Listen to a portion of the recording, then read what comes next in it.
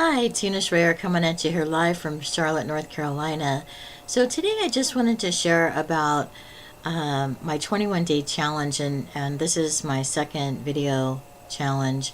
And the assignment was to go and find a business leader that really spoke to you, who had a lot of views on YouTube.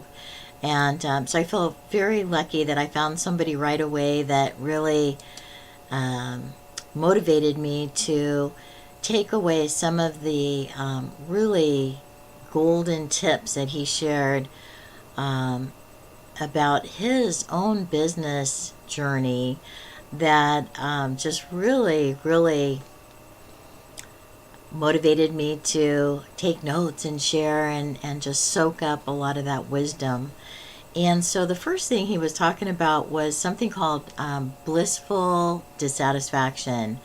And I remember thinking, oh, wow, I could really relate to this because I've done a lot of mindset work in other aspects of my personal life that because I've always been involved in some kind of a business, were also motivating factors in my business life. And then my career has been sales and marketing, and so even if I had jobs, jobs, or if I was paid 1099, or if I was doing something that was more self employed kind of thing, it's all been business as in life, life is in business. And so anything that I did in my personal life affected and was part of my business life. And so I never saw any kind of delineation between life and business. It all, so in other words, all mindset led to the same end result. So anyway, he was talking about this blissful dissatisfaction and what is it. And so the concept, and I had never heard somebody else talk about this. I've heard about it spoken about in different ways in different places, but anyway, so he was talking about how in order to have blissful dissatisfaction, and as all business owners, we all have this dissatisfaction. We all are, challenging ourselves to get to the next level, and it drives us nuts that we're motivated by this, entrepreneurs to achieve more, do more, get more, sell more, whatever, learn more. And basically more. And so anyway, he was talking about blissful dissatisfaction. What is this? Well, he was saying, it's really important for you to enjoy this journey, of your dissatisfaction because, and I'm going to throw this in, it's your life, and if you're not happy on the journey and this doesn't, if you're not enjoying the ride, you could be really sorry later. You could wake up one day and go, oh my God, my life is almost over and I didn't enjoy the journey, And so how important is this? It's your life, your business is your life. So anyway, I loved how he brought this out. And so he was talking about the importance to, and I'm going to throw out 3 questions.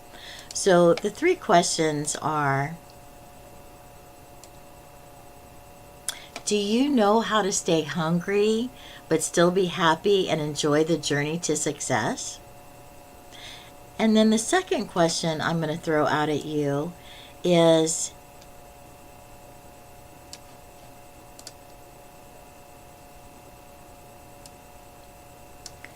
what do you think is the breakfast of champions? And then the next question I'm going to throw out at you is, what kind of things do you think that these champions do differently?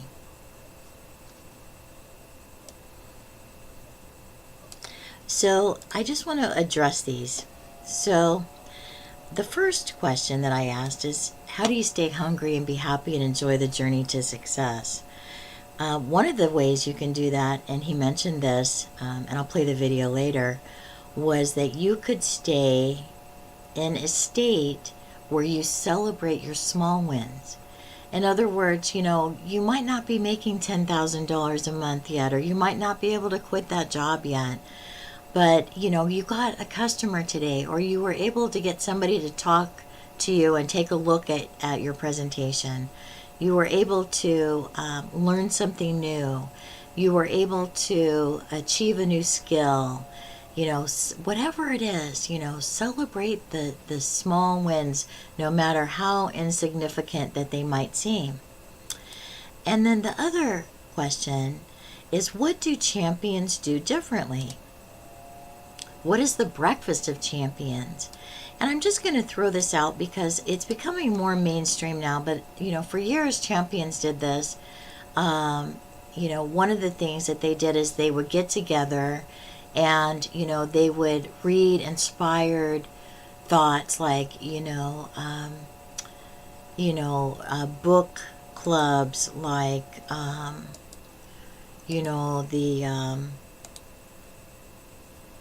the famous book clubs, like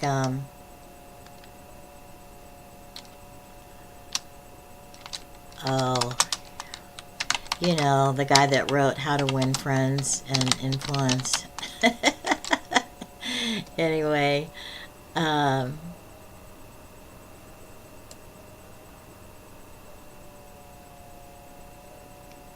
Dale Carnegie, okay?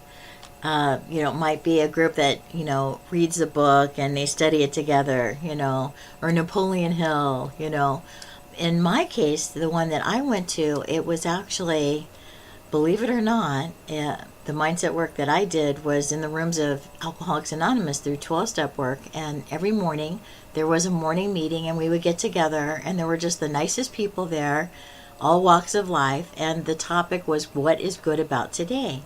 And for those that don't know, what 12-step, working the 12 steps, they've proven it, actually scientifically, that it actually restructures your mind from negative to positive. So it's like if somebody goes to get therapy and, they could have years and years of therapy that changes them, they call it cognitive, going from a negative to a positive mindset. And so that is actually what the 12 steps does. It was influenced by Carl Jung, believe it or not, for those that don't know the story of the 12 steps, but how it came to be. And Carl Jung was definitely a very good, psychiatrist. So anyway, a little bit of 12-step history for you there. But so I would go to this meeting every morning, and every morning it was, what is good about today? And so a lot of times there were people, they'd be still sleepy, they'd be drinking their coffee, and it would come around to them and they'd just say pass. They couldn't think of one thing they were grateful for or one thing that was good about today, But most of the room usually was very creative, and we went around the whole room and everybody shared. And I did that for 11 years. And believe it or not, it really changed me. And so anyway, if anybody would ever like to do this, I'm more than willing to do this morning meeting because it was that incredible. It changed my life so much. It made me wake up, and the first thing that I learned to do was, everybody, I don't mean to get religious on you here, but, there were a lot of champions in that room, I'll put it this way, and they all, what they did differently, this is one thing they did differently, was they got in conscious contact with their higher power, whom I choose to call God.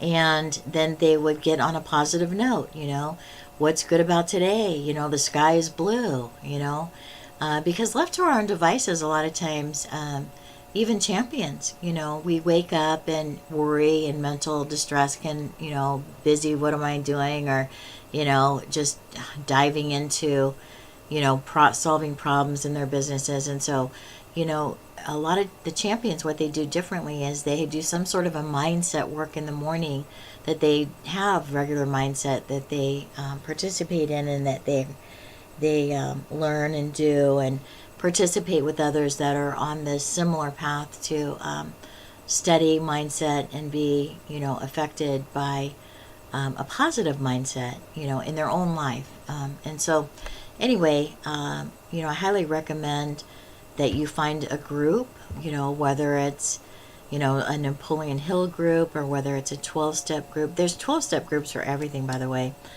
And it's really a beautiful program. It's a spiritual program.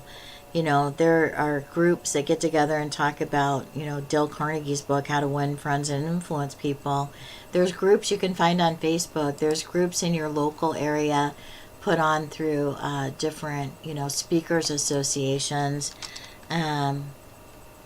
And so anyway, if you need help finding a group, And they teach the neatest things. You know, they teach like how to win friends and influence people. They learned how they teach things as simple as, you know, smile, you know, become genuinely interested in other people. When you're genuinely interested in other people, they have a tendency to like you because people like people that they know, like, and trust. And the thing that makes people the most attracted to people is if you're attracted to them, you know. It's just like that old saying, you know, if you want more love in your life, you have to be more loving. Well, the same thing with meeting friends and influencing people. You have to be interested in them, because if you're not interested in other people and you just expect people to be interested in you, you're not going to get very far in life, you know. Anyway, they say simple things like, you know, remember a person's name. You know, it's the sweetest and most important sound in any language. So there's all kinds of tricks that, you know, the champions learn in these type of mindset, you know, training groups. How to be a good listener, you know, how to talk in terms of the other person's interest, you know, and how to make another person feel important, how to do it sincerely, how to do public speaking. And so these are the different things that different champions do. And with the online marketing today, you know, some other things champions do is they learn skills together in these challenge groups. In fact, I'm in this one now. If you want to join us, reach out to me. And I've already learned so much. It's wonderful. So anyway, the other question that I threw out there was,